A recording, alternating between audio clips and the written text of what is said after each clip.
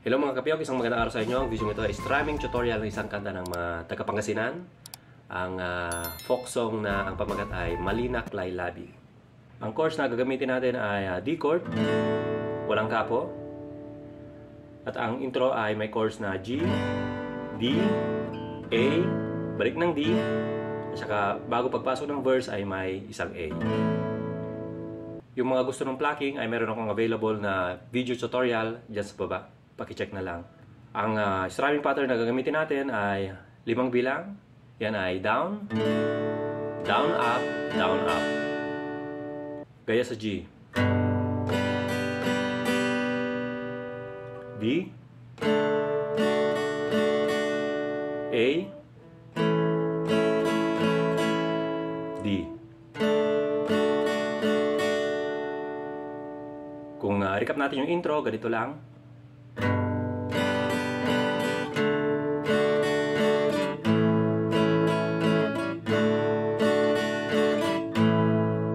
Malinak Laylabi. Ang strumming pattern na yan ay gagamitin sa buong kanta mula intro hanggang matapos. Doon pala sa intro ay may meloding sumasabay, ganito. Tan, tanan, tanan, tanan, tanan, tanan, tanan, tanan, Malinak Laylabi. Okay, gawin natin yung verse mula sa intro.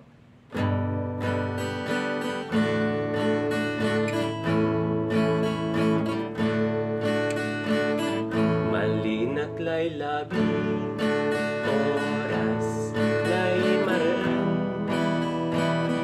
mapalpal na'y dagang, katikat to'y linaaw.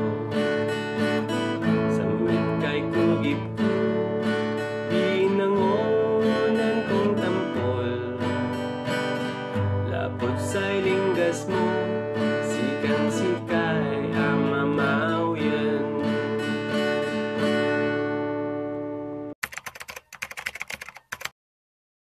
Doon sa chorus, ang strumming ay ganun din, walang pinag-iba. Okay, sa last part ng unang verse, papuntang chorus.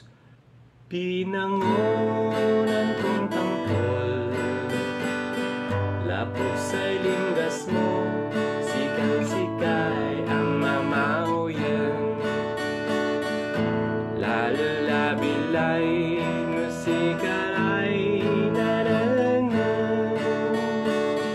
napunas lanamin, soberman yaak bibitan. Nonanonutan, kuray semit tayo galing, agtakanalingwanan, hanggat kauyos na bilay. Then instrumental, balik ng unang verse, then chorus, then exit na. Yung sa instrumental, ang gagamitin mo lang ay yung chords ng verse. Okay, mula sa last part ng chorus. Hanggat kauyos sa bilay. Na na na na na na. Tanan, tan tararam. Tarararararam.